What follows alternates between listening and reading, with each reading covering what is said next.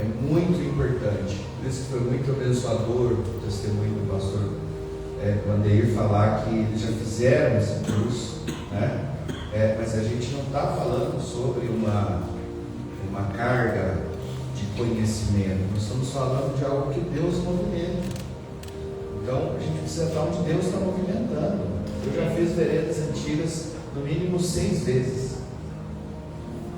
Então esse curso, assim, sem sombra de dúvida, todos os casais que forem vão ser tocados por Deus, ajustados, abençoados, alinhados em cima do prumo da palavra de Deus, né? E que bênção ver o Pablo e a Débora, que nós casamos eles aqui, né? Nesse salão, ver o Senhor continuando essa obra aqui, tá? Eu queria que colocasse, Nath, por gentileza, Gálatas 6:9, antes de passar aqui para a pastora Fabiana Viana, que ministrará o Evangelho do Reino essa noite.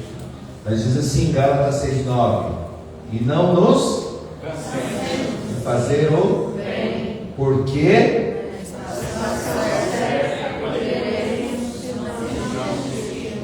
gente, olha o final. Eu tenho percebido que muitos de nós estamos desistindo de muita coisa que a gente plantou. Não nos cansemos. Não deixe o cansaço paralisar você e fazer o engano, dizer para você que você já fez muito. Cuidado, isso é de Satanás, tá? Satanás sempre propõe o conforto. Você já fez demais.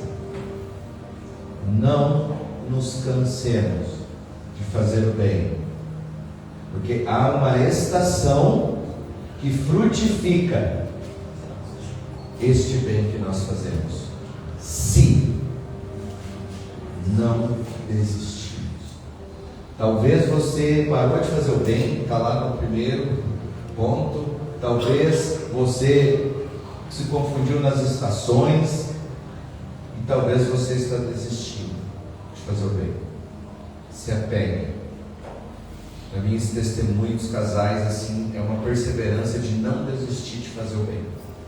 Não desistir de fazer o que é certo. Gente, não desistir de fazer o que acreditamos que é certo. Amém? Eu não sei se você está percebendo, mas o mundo está, cada vez o mundo está mais seco da fé. Por isso Jesus falou, quando vier o Filho do Homem, acaso encontrará fé na terra? Por quê? Porque o mundo está se exaurindo de fé. Cada vez mais as pessoas estão tendo menos fé, menos fidelidade.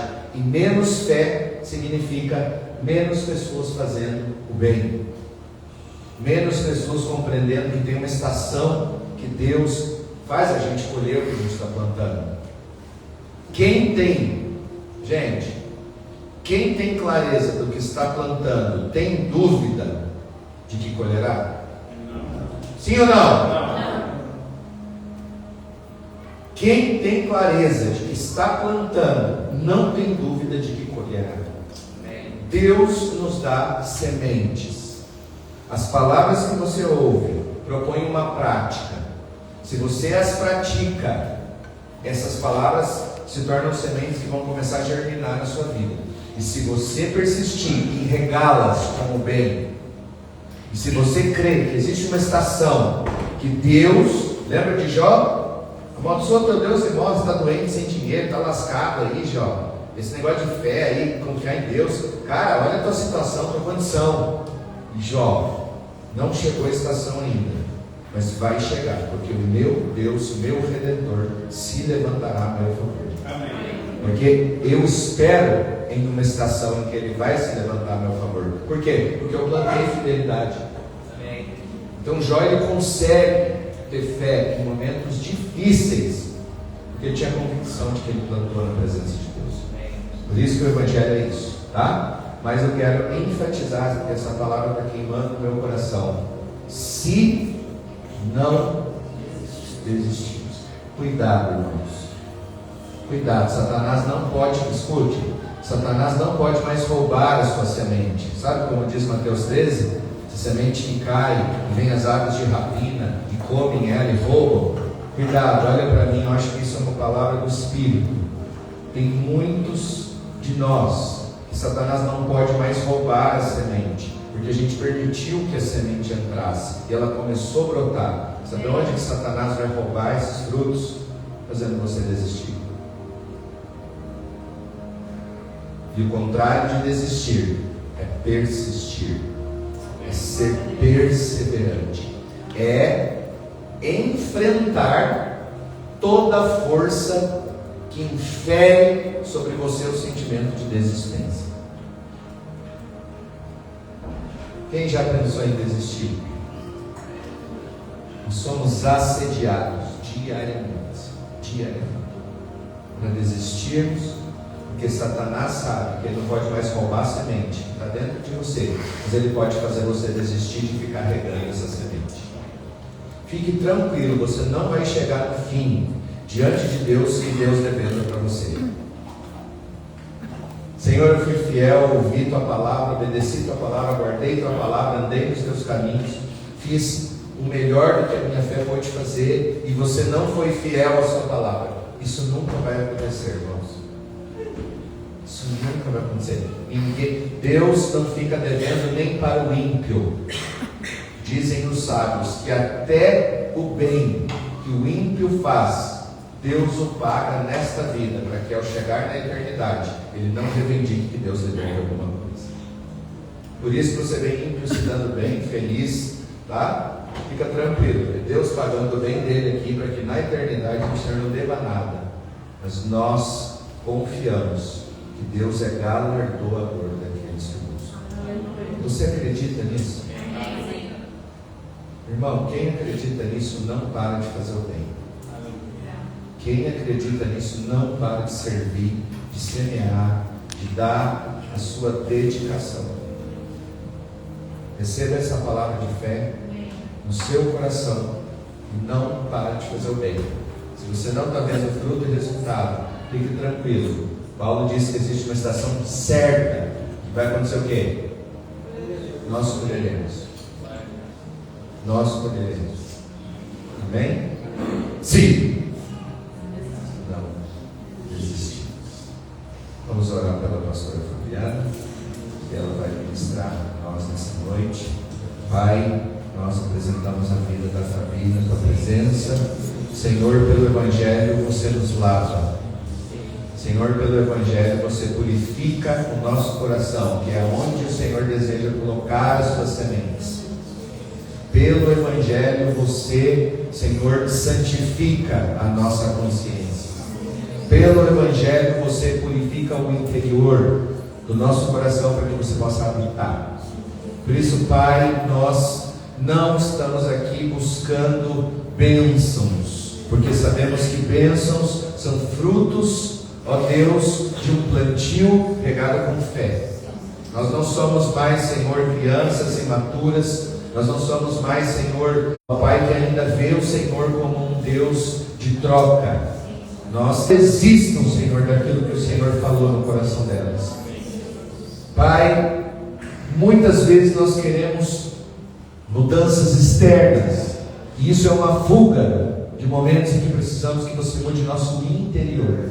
Por isso oramos agora para que a tua palavra mude nosso interior, santifique nossa consciência e purifique o nosso coração, para que nós possamos, Senhor, até o fim, crendo e andando conforme o Evangelho do Reino, para a honra e glória do teu santo nome. Amém. Hoje é aqueles dias que não dá para entregar. Poderíamos ir embora, mas eu acredito muito que o Senhor quer abrir os nossos olhos dessa noite. Se você fechasse os seus olhos aí e começasse a falar com o Senhor, falando assim: Senhor, abre os olhos do meu coração, abre os olhos do meu entendimento, Senhor, para que eu possa compreender a sua palavra, para que eu possa ser convencido, convertido, Senhor, a Ti. Nós estamos aqui, ó Espírito de Deus, E eu quero, Senhor, apresentar, Senhor, os meus irmãos, eu quero apresentar, Senhor, a minha vida. Quero te pedir, Senhor, que o Senhor nos afete com a sua palavra, que é santa, que é pura. Senhor, eu peço, Deus, que eu seja, Senhor, totalmente conduzida pelo seu Espírito. Que aqui, Senhor, o Senhor encontre lugar nos corações, ó Deus, o Senhor encontre lugar nas mentes, ó Deus. E eu oro, Senhor, pelo aumento da revelação do Filho de Deus. Senhor, que haja aqui, Senhor, no nosso meio, hoje, Senhor, agora, Senhor, um aumento da revelação de quem Cristo é através das Santas Escrituras.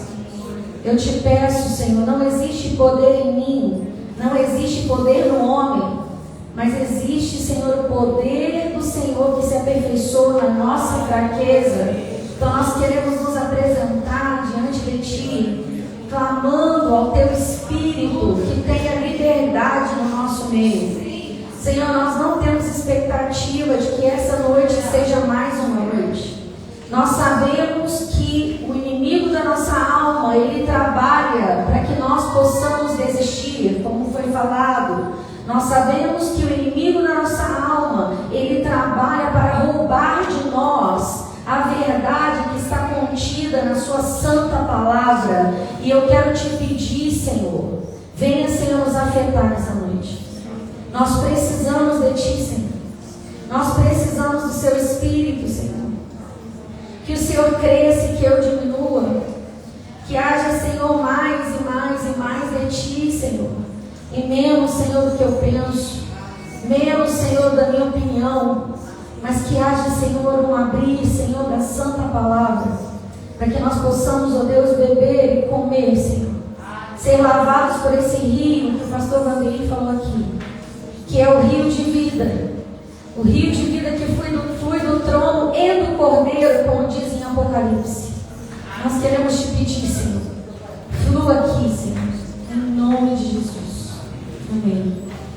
Se eu pudesse dar um título para essa palavra, seria, pode pôr aí, Nath, por favor, a morte na panela e a maturidade da fé. A morte na panela, não é estranho? Vocês vão entender melhor. Então eu gostaria de construir junto com vocês o entendimento a respeito da Igreja de Cristo, a respeito do nosso papel e o que tem nos afastado de Cristo, o que nos tem afastado da verdade sobre a igreja e o que tem nos impedido de nos tornarmos filhos maduros na fé. Tanto aqueles que começaram a caminhar agora, quanto aqueles que já estão caminhando há muito tempo. Nós precisamos amadurecer na nossa fé, como foi falado aqui. E durante o período de oração coletiva da liderança essa semana, nós orávamos pela igreja, pelos irmãos, e o Senhor trouxe uma palavra no meu espírito que eu gostaria de ler com vocês e pensarmos sobre a aplicação desse texto na nossa vida individual e também na nossa vida enquanto comunidade, enquanto igreja, porque nós sabemos que a igreja que está aqui, o corpo de Cristo que aqui reúne, é apenas uma parcela, é apenas uma parte do todo que é o corpo de Cristo que está espalhado por toda a terra. Amém? Amém. Esse é o primeiro entendimento que nós precisamos ter, porque se nós não ampliarmos o nosso pensamento, o nosso entendimento a respeito do que é igreja, nós vamos ficar limitados na compreensão e na revelação do próprio Cristo, na revelação e na compreensão do que é a igreja, qual é o papel dela e o que eu e você estamos fazendo aqui. A gente não vem aqui de aliança, a gente não busca purificar o nosso coração porque nós queremos andar aqui na terra só sendo pessoas que são boas. Nós temos um propósito, eu e você temos um propósito aqui na terra. Então eu queria que você abrisse aí a sua Bíblia no livro de 2 Reis 4, nós vamos ler do 38 ao 41. Talvez você já tenha visto esse texto, talvez não. Eu queria pedir a Nath se pudesse colocar NA para mim, eu prefiro. Então, 2 Reis 4, do 38 ao 41. Amém? Todo mundo encontrou? Então vamos Vamos ler juntos. Eliseu voltou para Gilgal. Havia fome naquela terra. Quando os discípulos dos profetas estavam sentados diante dele, Eliseu disse ao seu servo: ponha a panela grande no fogo e faça um cozido para os discípulos dos profetas. Então um deles saiu para o campo a fim de apanhar ervas. Ele achou uma trepadeira silvestre e, colhendo os frutos, encheu a sua capa com eles. Voltou para casa, cortou os frutos em pedaços e os pôs na panela, mesmo sem saber o que era. Depois deram de comer aos homens. Enquanto comiam do cozido, gritaram: morte na panela, ó homem de Deus! E não puderam comer. Mas Eliseu disse: tragam farinha. Ele a colocou na panela e disse: sirva as pessoas para que comam. E já não havia mal nenhum na panela. Amém? Amém. Glória a Deus. Esse texto das Escrituras se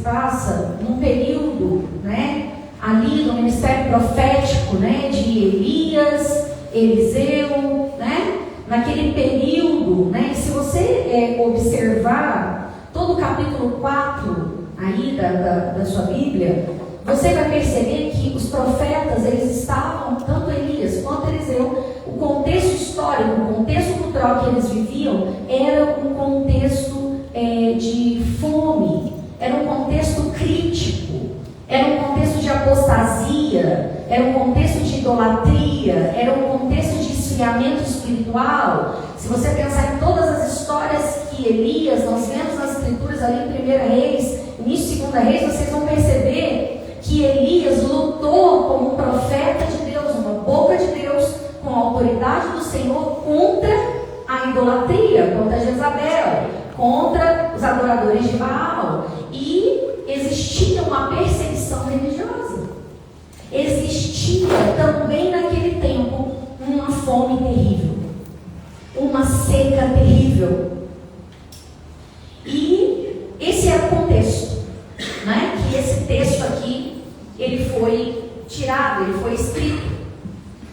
Então, nós vemos que não é muito diferente do que a gente está vivendo hoje. Não é mesmo? Nós estamos vivendo em um período de fome, de sede, perseguição religiosa, né? Talvez para você não faça tanto sentido, então eu te falo mais uma vez: venha para ouvir sobre os irmãos da igreja perseguida, para você compreender que hoje nós somos classificados como a igreja livre, tá? Nós somos a igreja livre. Nós não somos aqueles que estão enfrentando lutas como morte, como perseguição, perdendo a própria vida pelo Evangelho. Ainda não. Então você consegue perceber que nós estamos em tempos assim, tempos áridos, né? Tempos em que a gente percebe, olhando, se você ler o jornal, você vai perceber que o amor já quase não está existindo. Violência, barbárie. Dentro da igreja, se a música não for animada, se a música não for uma música que te coloca para cima, o seu coração continua apático. O meu coração continua apático. Por quê? Porque nós estamos em um tempo seco. Nós estamos em um tempo em que nós precisamos da palavra de Deus. Amém? Então, no início do capítulo 4, eu vou fazer um panorama rapidinho para a gente compreender melhor esse texto. No início do capítulo 4, você vai encontrar Eliseu, vai encontrar com uma viúva que tinha apenas uma botija de azeite. Essa história também é conhecida daqueles que têm mais tempo caminhando com as Escrituras, mas para você que é novo, você que não está caminhando com as Escrituras há muito tempo, essa passagem, essa viúva, ela tinha apenas uma botija de azeite, os filhos dela estavam prestes a serem vendidos como escravos por causa de uma dívida.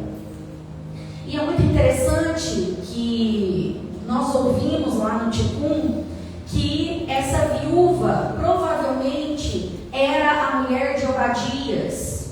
Aquele homem, não sei se vocês vão lembrar, porque na época da perseguição, 100 homens foram escondidos em valas. Lembram disso? 100 homens foram, está lá em 1 Reis 18, tá? Essa passagem. Então, tiveram que esconder em valas, eles ficaram anos escondidos, fugindo da morte, porque a perseguição estava muito grande.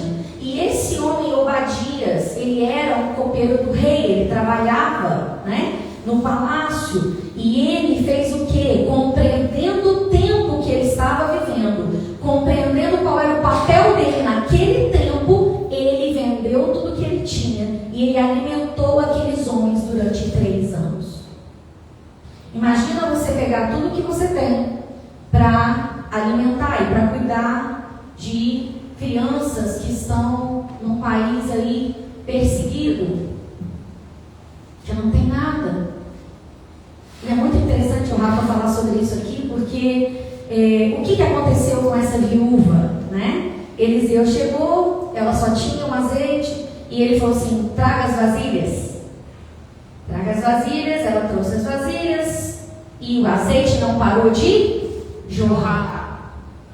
Encheu todas as vasilhas, o azeite não parou de jorrar. E quando terminou a última vasilha, Eliseu falou assim: pronto, agora você vai e vende e paga a sua dívida.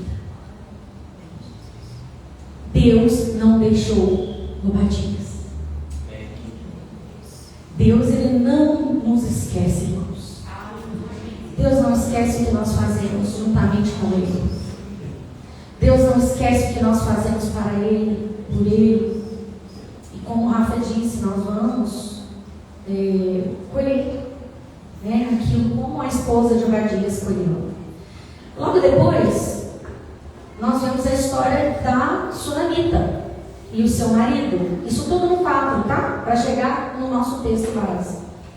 Sunamita e o seu marido viam um profeta passar, né, à porta da sua casa, e um dia, desejosa de servir a Deus, as escrituras dizem que ela era muito rica, né? Eles eram ricos, e desejosa de servir a Deus, ela faz uma proposta, né, para o profeta. Ela fala assim: olha, nós vamos construir um puxadinho aqui em cima da nossa casa, para que você possa descansar. E assim fizeram, e virou o quartinho do profeta, e ele ia para lá, e ele descansava, e convivendo com aquela família, ele percebeu que eles eram estéreis, eles não podiam ter filhos. E um dia, acredito que muito cheio de Deus e também como profeta desejoso de servir aquela casa, ele profetiza sobre a vida de Sunamita e fala: olha, você vai ter um filho. E assim acontece. Sunamita tem um filho e passa um tempo, o filho dela morre. Pesado, né? Morre. O que ela fez? Ela começou a praguejar. Ela saiu na vila falando: ah, aquele profeta mentiroso. Ela começou a fazer isso. Ela foi maledicente? Não, ela foi direto naquele que deu a palavra para ela. E ela disse: você me deu um filho e ele morreu, faça com que ele viva. Ela sabia do poder de Deus na vida do profeta. E assim foi. Nós sabemos que mandou o moço não conseguiu ressuscitar o menino, e aí o próprio Eliseu foi, e tem aquela parte fatídica, né, de que ele deita em cima do menino, nariz com nariz, respirando sobre o menino volta à vida. Você consegue perceber que, apesar de estar em um tempo de extrema seca, de extrema dificuldade, o poder de Deus continuava operando? Assim também é hoje. Apesar da seca, apesar dos dias difíceis, apesar de às vezes olharmos e desanimarmos, nós precisamos manter os nossos olhos na palavra de Deus. Nós não precisamos confiar naquilo que nós, em tudo que nós vemos no Instagram. palavras que a gente ouve, é um monte de palavra, um monte de coisa, e nada daquilo gera um fundamento dentro de nós. Nada daquilo